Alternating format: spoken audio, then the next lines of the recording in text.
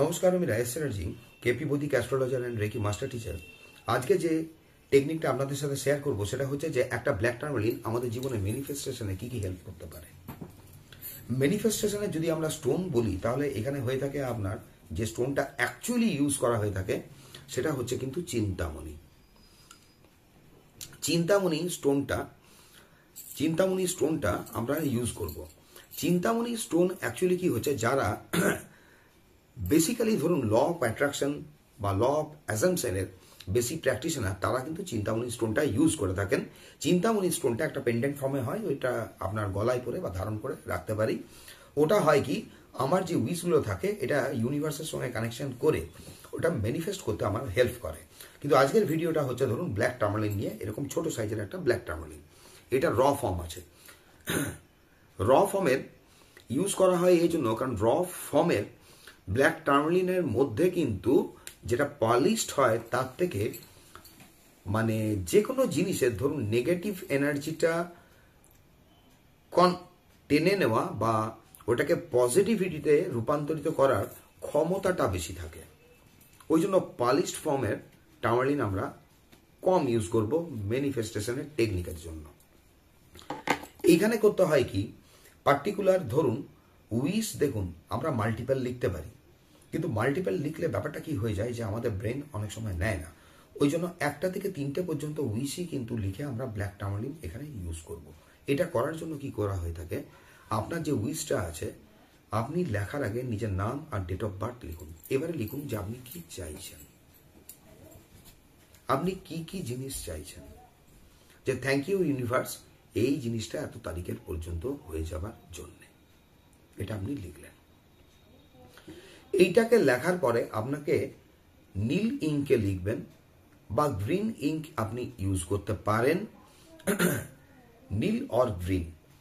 এরপরে যে আপনি নিজের নাম লিখলেন, ডেট অফ বার্থ লিখলেন, উইশটা লিখলেন, তার উপরেও যদি এক্সট্রা কিছু চান আপনি 1176 এই ধরনের কোনো নাম্বার ইউজ করতে পারেন যাতে উইশটা আপনার তাড়াতাড়ি ম্যানিফেস্ট হয়।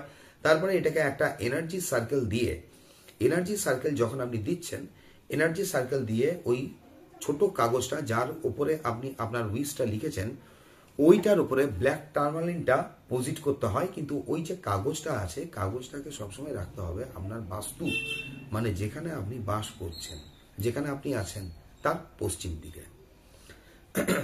অ্যাকচুয়ালি আমরা যখন বাস্তুর উপরে দিয়ে আমাদের কোনো কিছু ম্যানিফেস্ট করতে চাই তখন আমাদের ওইখানে ধরুন পুষা এনার্জি ফিল্ডকে প্রয়োজন হয়ে থাকে। কিন্তু যারা মনে করুন জানেন না ওই দেবতা ফিল্ডটা জানেন না, ওই দেবতা ফিল্ডটা আপনি রাখতে পারছেন না, অসুবিধা নেই, টোটাল পশ্চিম দিকটাকে আপনি ইউজ করতে পারবেন। টোটাল যে মানে যে পশ্চিম দিকে যে কোনো কর্নার আপনার ইউজ হতে পারে। মানে ওখানে ধরুন সাউথ ওয়েস্টটা থেকে কিছু ছেড়ে বেরিয়ে একদম নর্থ ওয়েস্ট পর্যন্ত আপনি ওইটা রাখতে পারেন। তবে কি যদি এক্সট্রিম ওয়েস্ট পজিশন হয় তাহলেও হতে পারে, ভালো হতে পারে। ওইটা করতে পারেন কি, বাস্তুর আপনার বাড়ির যে কোনো যে পশ্চিম জায়গাটা ওইখানে উইশ চিটটা আপনি রাখলেন, তারপরে টার্মালিনটা দিয়ে আপনি ছেড়ে দিন। ওইটা ছাড়ার পরে আমাকে অপেক্ষা করতে হয়। আর এই যে টেকনিকটা আমরা করি, দেখুন যে কোনো উইশ ম্যানিফেস্টেশন তখন ভালো হয়ে থাকে যদি ওইখানে আপনার কোনো কাঠের জিনিস থাকে, উড। কারণ পশ্চিম দিকটা এমনিতেই হচ্ছে আমাদের কিন্তু পৃথিবী তত্ত্ব, আর্থ এলিমেন্ট, পৃথিবী তত্ত্ব আছে।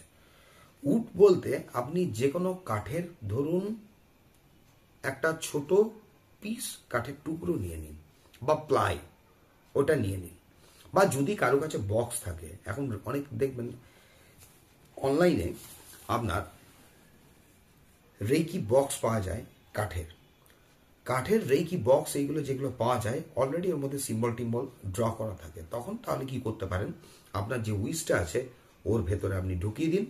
আর এই ধরনের ছোট টার্মালিন যেরকম বক্স হবে সেই অনুসারে, আমার কাছে এই ছোট সাইজটা আছে, ছোট সাইজটা দিয়েই আমি দেখাচ্ছি, ওইটা ওর উপরে আপনাকে ছেড়ে দিতে হবে। জাস্ট ওটা ছেড়ে রেখে দিন। আপনি যদি রেকি চ্যানেল হন বা এঞ্জেল থেরাপি জানেন, আপনি তার উপরে রেকি কিংবা এঞ্জেলিক এনার্জি যেটা আছে সেটা আপনি চার্জ করতে পারবেন। কতদিন চার্জ করতে পারবেন? দিন 5-7 চার্জ করুন। রেকি অর এঞ্জেল এনার্জি যেটা আপনি চার্জ করতে পারছেন বা জানেন, তারপরে ব্যাপারটাকে লেট গো করে দিন, দেখবেন জিনিসটা কিন্তু ঘটে যায়। তো যাই হোক, আজকে ব্ল্যাক টার্মালিন দিয়ে কিভাবে উইশ ম্যানিফেস্ট করা যায়, যে কোনো উইশকে ম্যানিফেস্ট করা যায়, সেটাই আজ আপনাদের সাথে আমি শেয়ার করলাম। আগামী দিনে আবার নতুন কিছু ভিডিও আপনাদের সাথে আমি শেয়ার করব।